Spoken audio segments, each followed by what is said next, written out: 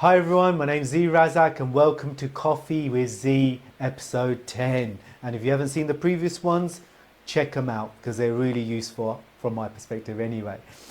Today we're going to give a few business tips and accountancy, tax tips and for property entrepreneurs as well. So let's get straight into it, Alfie. What are we going to do today first? Great. So question number one is, how do I grow my business? This is like the classic question, and it is not a straightforward one, but I'll give you an idea what you've got to focus on. For me, for entrepreneurs who want to grow trading businesses which provide goods or services, they've got to focus on the marketing. Because if you want to grow a sustainable business, it's about how much do you communicate out. I actually give so many pieces of content every day, and that's across all social media.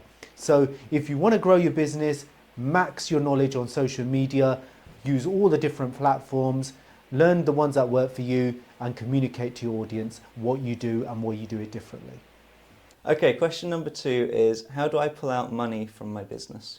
Really useful. This is about limited companies, and there's probably four major ways to pull money out, and people obviously like, really? See? Yes. First of all, putting a salary through, and this is dependent on how many people work in the business. But if you're a director and it's just one of you, you can pull up a salary depending on your situation, anything up to the personal allowance. I wouldn't actually go up to the personal allowance, I would go up to the employer NI threshold because you've only one person.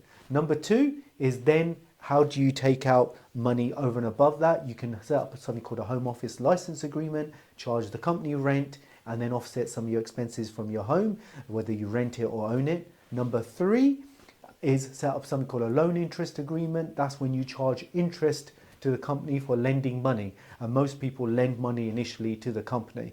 Really tax efficient if you do it properly. And number four is dividends. That's profit after tax. And that's another way of extracting money. And how you combine this depends on your personal tax situation. So not a straightforward question, but quite important to think about all those things. Perfect. A lot of value there. Thank you. Question number three is, why do I need a group structure? All the toughies today. Why you need a group structure? It really depends on what you're doing. Let's just focus on property investors in this case.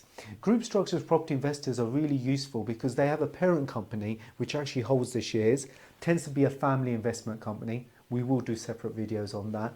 And then they have subsidiary, one of them, which holds property that they're going to be non-vatable. So for example, your classic buy-to-lets and HMOs. Then you have another subsidiary which has property that is vatable, and that will be like service accommodation, furnished holiday lets and potentially commercial property.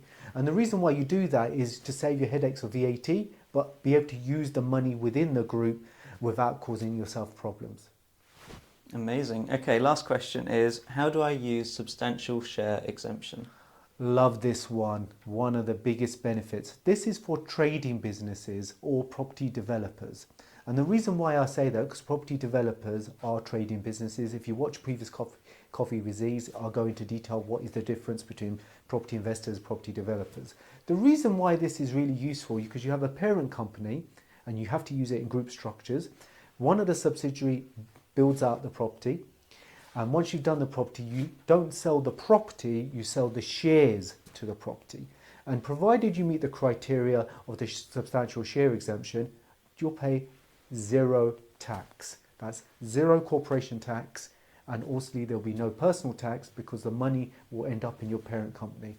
Really important to get an evaluation from a tax advisor who understands property to give you the advice. That could be huge, especially with the uplifts in property development when you've finished the project. There we go, that's it then.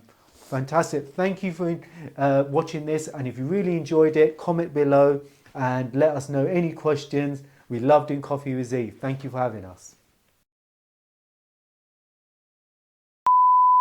Great, so before I do that, I'm just going to turn off the fan. Oh, is that making a lot of noise? Yeah, last time we could hear it. Shall I do it again? No, it's fine. Let's record it again. We can keep that one. You sure? Yeah, it won't be too bad. It's fine.